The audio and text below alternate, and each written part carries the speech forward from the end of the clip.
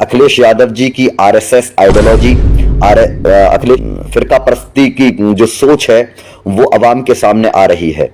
और उससे भी आप मेरे सूबाई सदर जनाब शौकत साहब ने जो बात कही थी वो सही कहा कि 4% या 20 सीटों पर मजबूती 20 सीटों पर असर रखने वाले राजभर को ये अपने अलायंस में ले सकते हैं, 3% वालों को अपने अलायंस में रह सकते हैं, 2% वालों को अलायंस में ले सकते हैं।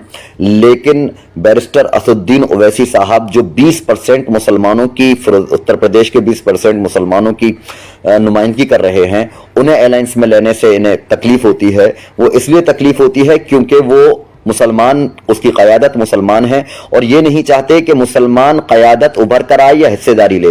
ये चाहते हैं कि उत्तर प्रदेश का मुसलमान 20% मुसलमान सिर्फ इनका जड़खरी गुलाम बना रहे, इन्हें वोट करता रहे बीजेपी के नाम पर। यानी 7% यादव समाज 20% मुसलमानों का वोट लेकर मुख्यमंत्री बनेगा और 20% मुसलमान सिर्फ इनसे भीख का कटोरा लेकर हाथ खड़े रहेंगे कि हमें भीख दे दो।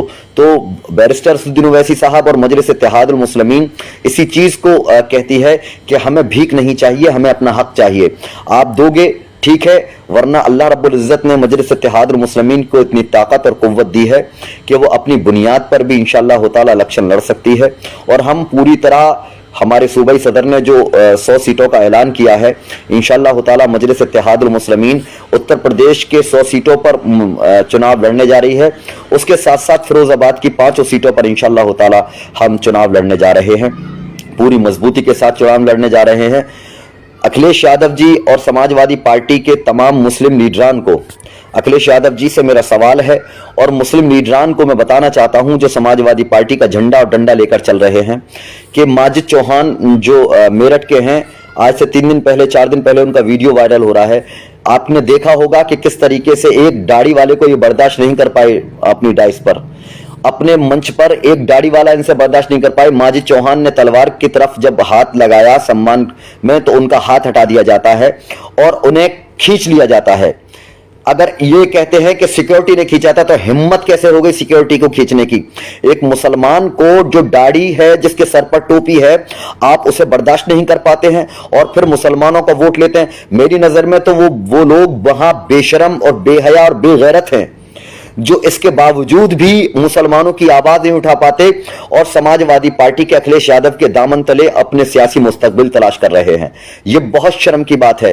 अब प्रतापगढ़ में मौजूदा विधायक को मारा गया, समाजवादी पार्टी के विधायक की पिटाई की गई टिकट के लिए।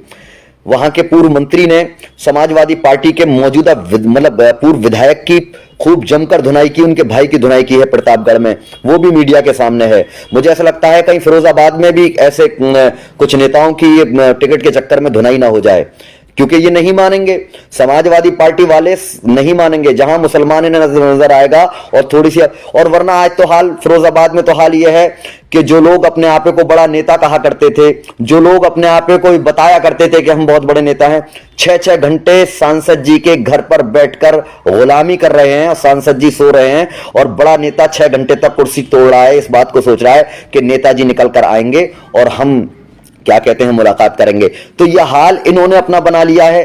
कोई दम नहीं बचा है समाजवादी पार्टी में और समाजवादी पार्टी के लीडरान में। लिहाजा फिरोजाबाद की अवाम, कासगंज की अवाम, अलीगढ़ की अवाम, जहां जहां भी मजलिस इत्तेहादुल मुस्लिमीन उत्तर प्रदेश में इस बार चुनाव लड़ने जा रही है, मेरी अपने तमाम नौजवान भाइयों से दरख्वास्त है कि आपके दरमियान में सिर्फ एक बात कही जाएगी कि बीजेपी को हराना है। अगर बीजेपी की हराने की बुनियाद पर सिर्फ इस वजह पर समाजवादी को वोट किया जाए तो 70 सालों से कर रहे हैं। फिर ये कहेंगे कि अलायंस होना चाहिए था। बैरिस्टर असदुद्दीन ओवैसी साहब ने तो ऐलान किया था कि हम तो तैयार हैं, मजबूत अलायंस बनाइए और बीजेपी को शिकस्त देते हैं। लेकिन सन 2019 में एशिया का सबसे बड़ा अलायंस बनता है, सबसे बड़ा अलायंस बनता है सपा और बसपा का गठबंधन, एशिया का सबसे बड़ा गठबंधन था जो ठगबंधन जाहिर हुआ। उसके बावजूद भी बीजेपी को नहीं रोक पाते हैं दोनों मिलकर। एक को 18% उत्तर प्रदेश में बहुजन समाज पार्टी को 18% वोट मिलता है और समाजवादी पार्टी को 17% वोट मिल जाता है, यानी 35% दोनों को वोट मिलता है। वहीं पर भाजपा को 50% से ऊपर वोट मिलता है।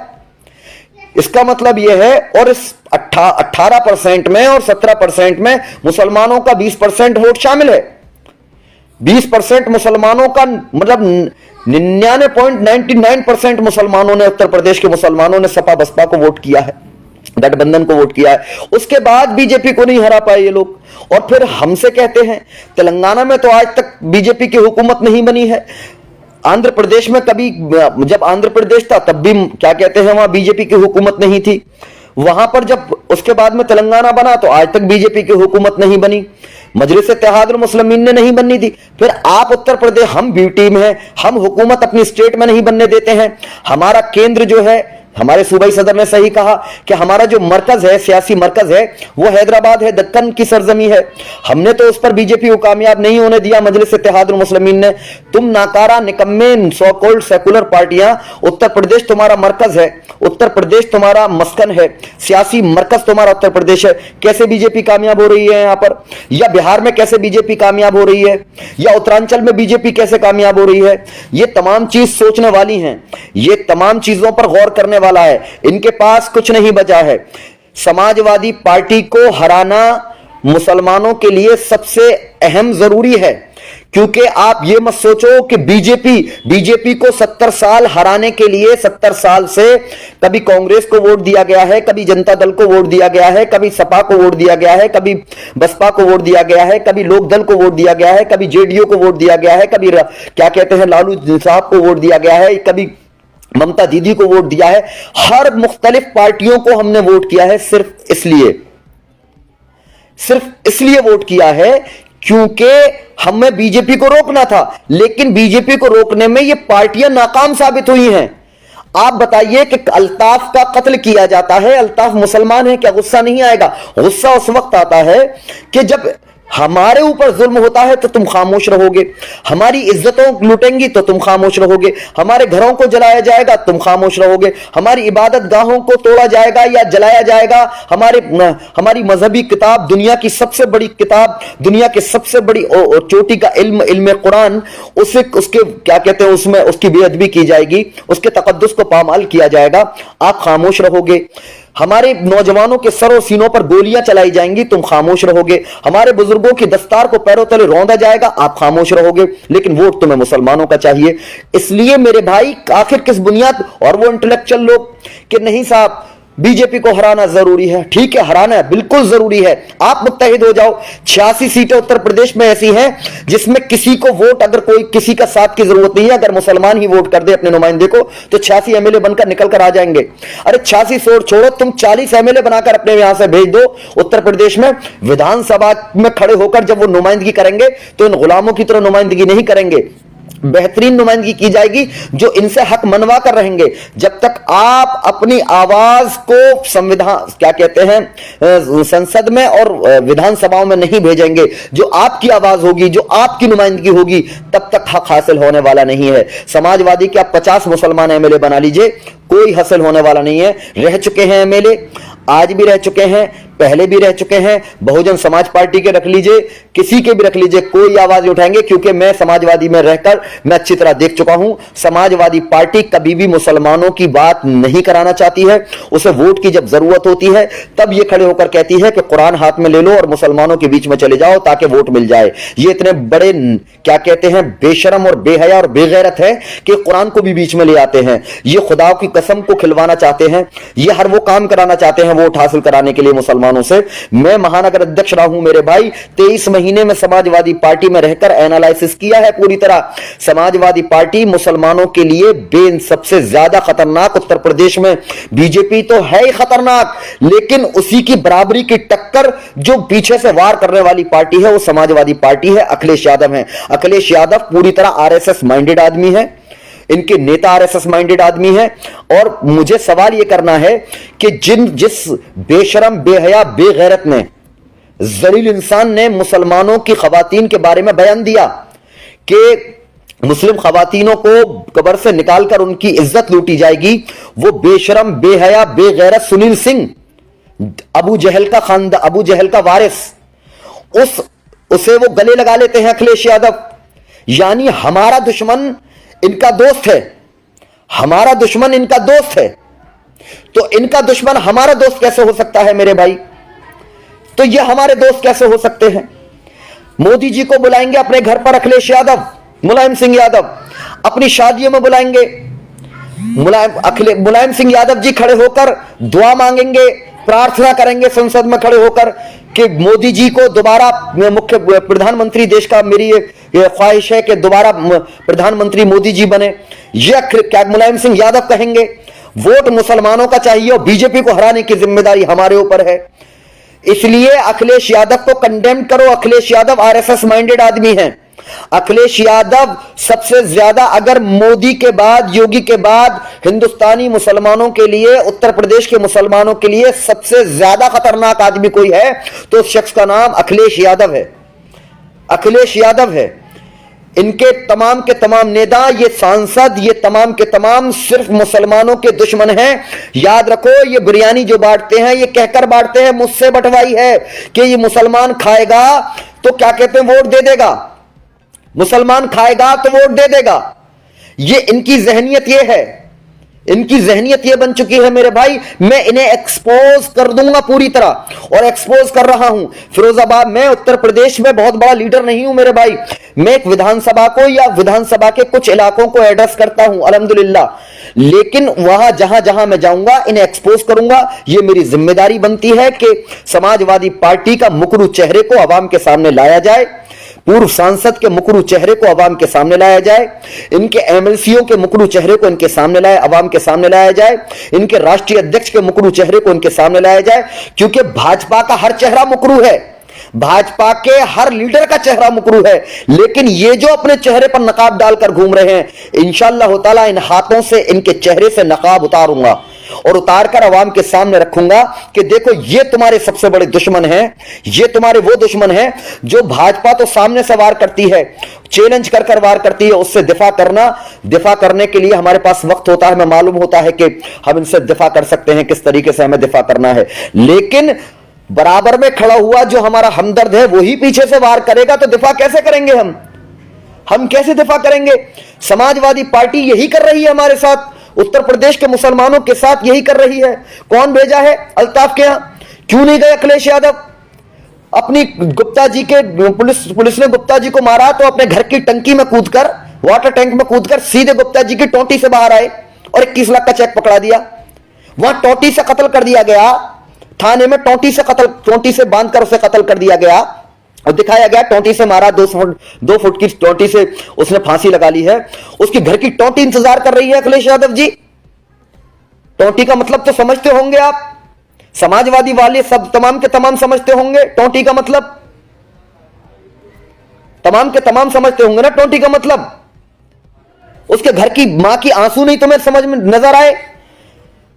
अरे पर तमाम के तमाम तुम सबके सब योगी आदित्यनाथ ने उन्हें गुप्ता जी को वो दे दिया, आपके सहायता करी गवर्नमेंट की तरफ से, तुम 21 लाख का चेक दिया है, फलाने जाकर उसे 10 लाख का चेक दिया है। अरे अल्ताफ क्या हिंदुस्तानी नहीं है? उसके सर पर गड्ढा था, उसके पैरों में चोट है, उसकी मां ने कहा है, उसे जानबूझकर कत्ल किया गया है अल्ताफ को, लेकिन तुम्हारे कानों पर जू नहीं लगती। इतने बड़े बेशरम हो अखिलेश यादव तुम, और तुम्हारे नेता बेशरम बेहया जो ये कहते हैं कि अखिलेश यादव में आस्था और अकीदत है, उससे बड़ा बेशरम फिरोजाबाद में कोई नहीं होगा, उस नेता से बड़ा। तुम्हारे कानों पर जू नहीं रेंगती। अरे वोट के लिए भीख मांगने वालों, वोट के लिए वोट बढ़वाने के लिए ऐलान करने वालों, अल्ताफ का आवाज उठाई अल्ताफ, गाड़ी लेकर वीडियो फिल्म बनाने वाले, अपनी लाइव चलाने वाले, वोट बढ़ा लो। अल्ताफ कौन था? तुम्हारा क्या रिश्ता है अल्ताफ से? कोई जवाब है तुम्हारे पास? और फिर कहते हो बाबर मुहाजिर है, बाबर वोट काटने आया है, बाबर खेल बिगाड़ रहा है फिरोजाबाद में। अरे तुम्हारे गारत के घड़े को एहतशाम अली बाबर तोड़ने जा रहा है इस बार इंशाअल्लाह ताला। फिरोजाबाद की आवाम के सामने तुम्हें नंगा करेगा एहतशाम अली बाबर। मजलिस इत्तेहादुल मुस्लिमीन का एक रुकन तुम्हें नंगा करने जा रहा है इस बार। अल्ताफ से तुम्हारा कोई रिश्ता नहीं है। और अखिलेश यादव में आस्था अकीदत अखिलेश यादव में, उस अखिलेश यादव में जो मुसलमानों का नाम लेने से कतराता है, जो माजिद चौहान को वहां से डाइस पे से हटा दिया जाता है, माजिद चौहान को जो लोग उठाकर वहां से हटा देते हैं, वो ये गवारा नहीं करते कि एक मुसलमान का हाथ अखिलेश यादव के हाथ से लग जाए। सही कहा था मेरे सूबाई सदर ने कि अखिलेश यादव तो गोमूत्र डाल डालकर पाक करते हैं लोगों को, तो शायद फिरोजाबाद के पूर्व विधायक पर गोमूत्र डालकर पाक कर दिया है। फिरोजाबाद के पूर्व विधायक पर गोमूत्र तभी आस्था और अकीदत आई है, तभी तो पूर्व विधायक की आस्था अकीदत अखिलेश यादव में गई है, क्योंकि गोमूत्र डालकर पवित्र किया है। पूर्व विधायक को गोमूत्र डालकर पवित्र कर दिया गया है, इसलिए आस्था अकीदत जो है अखिलेश यादव में आ गई है। अरे शर्म करो, शर्म करो, और शर्म नहीं आती तो मोहम्मदगंज के नाले में डूब मरो, डूब मरो मोहम्मदगंज के नाले में जाकर। तुम्हें शर्म नहीं आती? आस्था अकीदत उस शख्स के अंदर जो इस्तंजा नहीं करता। अरे मुसलमान गंदा जरूर रहता होगा, मुसलमान का लिबास फटा जरूर रहता होगा, मुसलमान के पास इतने जरिए नहीं होंगे, शायद उनके पास मुसलमानों के घर में गंदगी इसलिए होती है क्योंकि उसके पास पैसा नहीं है, उसके पास इसलिए शायद क्या कहते हैं उसकी बस्तियों में गंदगी है क्योंकि वहां पर गवर्नमेंट ध्यान नहीं देती है। लेकिन मुसलमान जिस्मानी तौर पर पाक रहता है, जिस्मानी तौर पर वो पाक रहता है, वो एक अपने पेशाब की बूंद को अपने जिस्म पर नहीं गिरने के देता। जिनके हर वक्त क्या कहते हैं कपड़ों में पेशाब की बूंद रहती हो, वो उसमें आस्था और अकीदत, उसमें आस्था और अकीदत,